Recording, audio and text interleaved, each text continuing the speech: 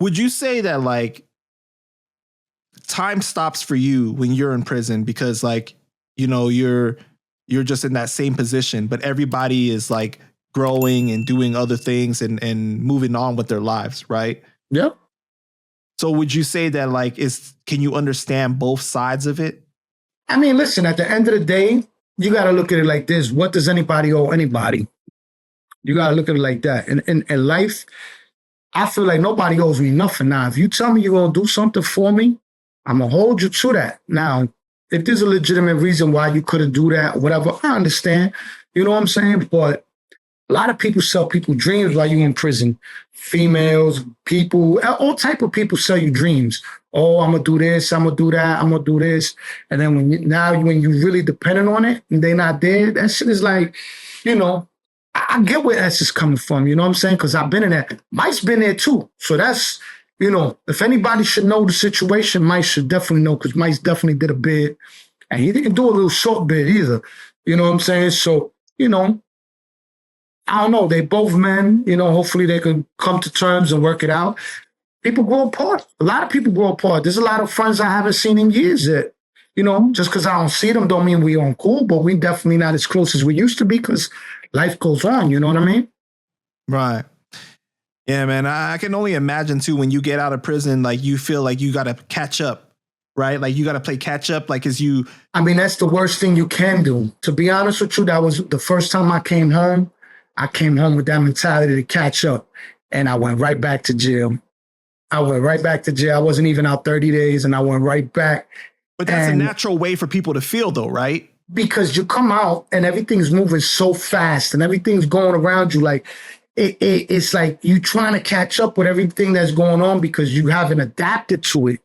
And it's just like, bro, that's the biggest downfall there is. You know what I mean? When you come out and you just hit the pavement, bro, it's like you get all the temptations come your way. It's harder to do the right thing than it is the wrong thing. You know what I mean? People don't understand that. Like, you come home and get a job, get up in the morning, do all that. You programmed already from prison. So the getting up in the morning and going to work and all that, that's not the problem. The problem is the people next to you with the temptations. Like, yo, bro, I got this pack for you. Fuck the hit. Boom, I got this for you. Yo, I got this. I got that. And if you're not strong enough to say no to those temptations, bro, you're going right back where you came from.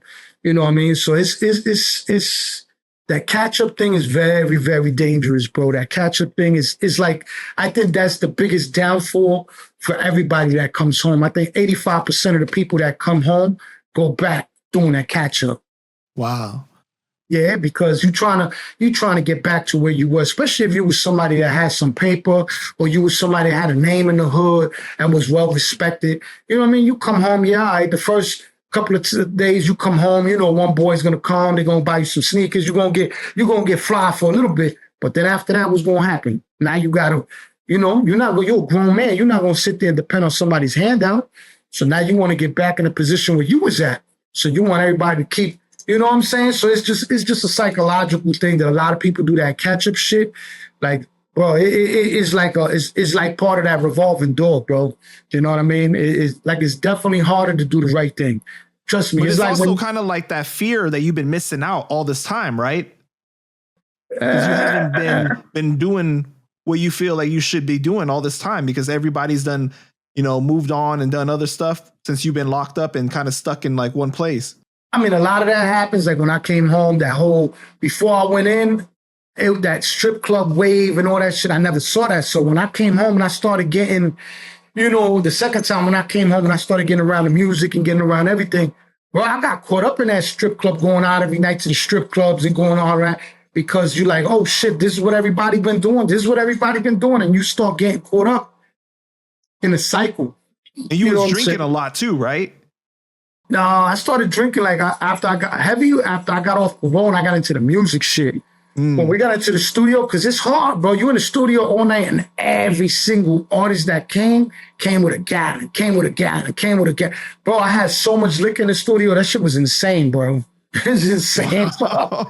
Yo, bro, it was crazy, bro. Because now and it's like, take a shot. And you get caught up in that drinking and smoking cigarettes and smoking weed. And it's like you get caught up in that whole little, in that world, bro. It's like, That shit is. Wait, wasn't your studio right next to where they film pornos and shit too?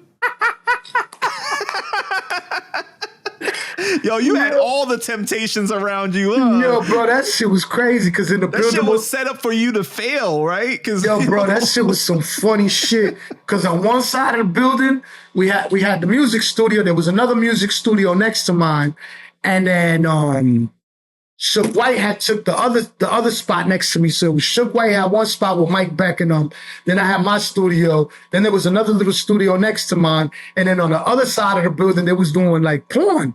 That nigga Brian Pumper and all them. So sometimes down in the lobbies where the soda machines are, bro, you walk over there, there's a chick butt ass naked, getting water and fucking M&Ms out the vending machine. We're like, yo, what the fuck going on here? Like, yo, this shit was something else over there. We had mad fun in that studio though. Yeah, yo, I heard you guys was running them trizzes. Nah, bro, chill. All right. This guy. You feel everybody doesn't participate in those man, listen.